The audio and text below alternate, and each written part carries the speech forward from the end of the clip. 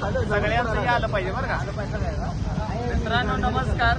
सांगोला नगरपालिका हद्दीतील स्टेशन रोडला जे संगम ब्रँडी आहे ते संगम ब्रँडी अवैधरित्या आहे.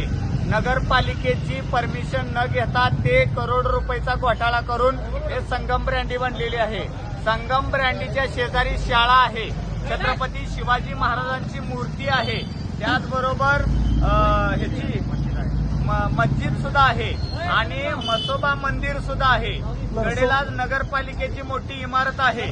त्यामुळं नगरपालिकेच्या या हद्दीमध्ये आणि जो 500 मीटरचा जो हे लागतो एरिया ते 500 मीटर बरोबर शहराच्या मध्यभागी आहे. त्यामुळं संगम ब्रँडी हे 100% हटवले पाहिजे.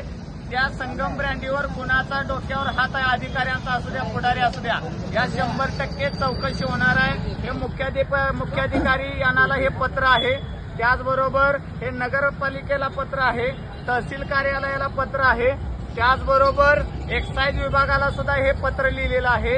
याच्यावर कारवाई केली तर ठीक, नसेल तर 1 नोव्हेंबरला मोठे आंदोलन उभा करण्यात येईल.